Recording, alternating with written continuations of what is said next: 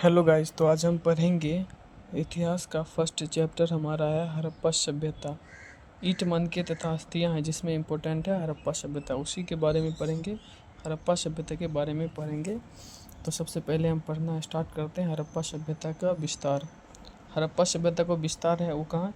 भारत। हड़प्पा सभ्यता फैला है आपके भारत, पाकिस्तान,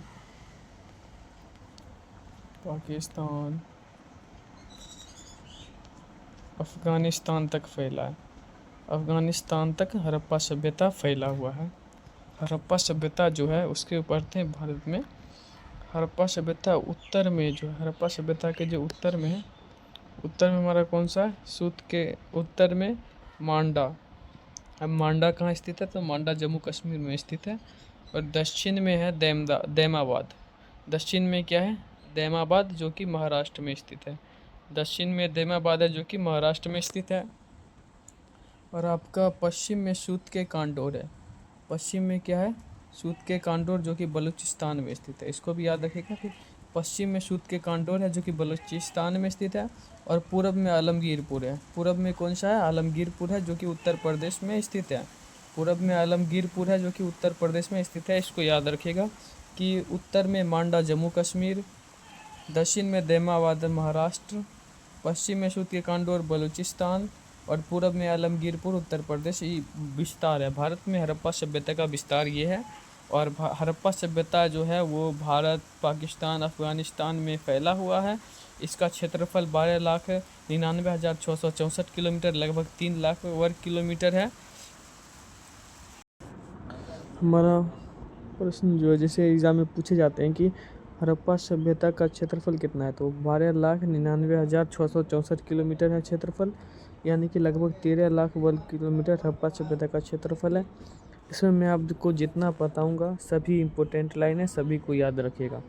और सेकंड लाइन है कि हड़प्पा सभ्यता का क्षेत्रफल मिस्र की सभ्यता से 20 गुना अधिक है, यानी कि हड़प्पा सभ्यता का जो क्षेत्रफल है लगभग 13 लाख किलोमीटर, मिस्र की जो सभ्यता है उसकी 20 गुना है, उससे 20 गुना अधिक है। अगर मिस्र की सभ्यता 1 है तो हड़प्पा की सभ्यता 20 है। इस तरह आप समझ सकते हैं।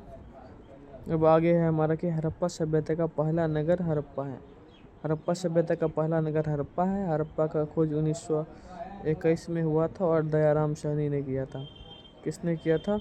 दयाराम साहनी ने किया था। ये याद रखिएगा, ये पूछा जाता है बार बार। आपका अगला है कि हड़प्पा सभ्यता का सबसे बड़ा नगर मोहनजोदारो है।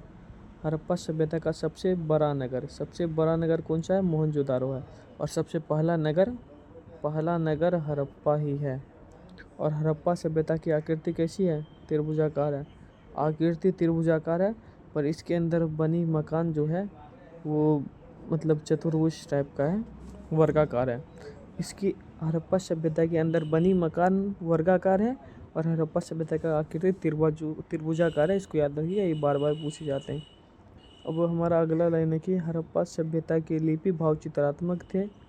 भावचित्रात्मक जिसे अस्पष्ट कहा जाता था। तो अस्पष्ट उसे कहते हैं जिसे अभी तक पढ़ा नहीं जा सकता। हड़प्पा सभ्यता जो है इसमें चिन्हों की संख्या 400 चिन्ह है।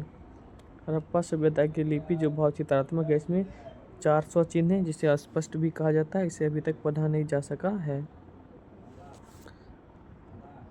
हड़प्पा का खोज 1921 में दयाराम साहनी ने किया था। ये मैं पहले ही बताया था कि हड़प्पा सभ्यता का पहला नगर हड़प्पा है। इसका खोज 1921 में दयाराम साहनी ने किया था। 1921 में दयाराम साहनी ने किया था। मोहनजोदारो है। मोहनजोदारो की खोज 1922 में राखल दास ने किया था। मोहनजोदारो जो है उसका खोज कौन किया था? मोहनजोदारो जो है इसका खोज 1922 में दयाराम राखलदास बनर्जी, यहाँ पर बोलो राखलदास बनर्जी ने किया था। अगला पॉइंट है हमारा कि मोहनजोदारो का शाब्दिक अर्थ होता है मृतकों का टीला। मोहनजोदारो का शाब्दिक अर्थ क्या होता है? मृतकों का टीला शाब्दिक अर्थ होता है मोहनजोदारो का। इसको याद रखिए, VVI कर लीजिए, बहुत इंपॉर्टेंट क्वेश्चन है। अगला पॉइंट है हमारा कि हड़प्पा सभ्यता का एकमात्र बंदरगाह लोथल है। देखिए, हड़प्पा सभ्यता का एकमात्र बंदरगाह, हड़प्पा सभ्यता का बंदरगाह पूछेगा, एकमात्र बंदरगाह पूछे तो आपको लोथल में मार दें। हड़प्पा सभ्यता का बंदरगाह कौन सा है? लोथल। हड़प्पा सभ्यता में चिन्हों की संख्या 400 है। मैंने थोड़ी देर पहले बताया था कि हड़प्पा सभ्यता जो है इसमें चिन्ह की संख्या कितनी है, तो चिन्ह 400 संख्या है चिन्ह की। और हड़प्पा, अगला पॉइंट है कि हड़प्पा तथा मोहनजोदाड़ो को जुर्वा राजधानी कहा जाता है।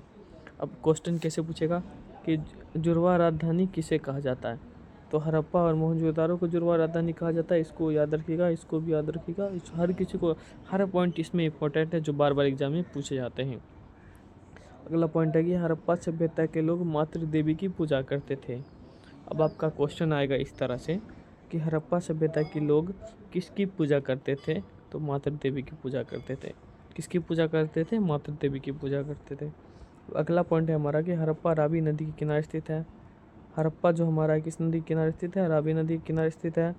आपका मोहनजोदड़ो जो है वो हो जाएगा आपका, मोहनजोदड़ो आपका सिंधु नदी के किनारे हो जाएगा। और लोथल जो है, लोथल आपका भगवा नदी के किनारे स्थित हो जाएगा। भगवा नदी, इसको भी याद रखिएगा, लोथल आपका भगवा नदी के किनारे स्थित हो जाएगा। हड़प्पा रावी नदी और मोहनजोदाड़ो सिंधु नदी, इस सभी को याद रखिएगा पूरी अच्छी तरीके से। हमारा लास्ट पेज है कि लास्ट पॉइंट है, हड़प्पा सभ्यता की मुहर किस चीज़ की, सेलखरी की बनी थी। अब क्वेश्चन इससे कैसे आता कि हड़प्पा सभ्यता की जो मुहर है वो किस चीज़ की बनी है, तो सेलखरी नामक एक मुलायम पत्थर। सेलखरी क्या है, कभी कभी ये भी आ जाता है सेलखरी क्या है, तो एक सेलखरी एक पत्थर है मुलायम।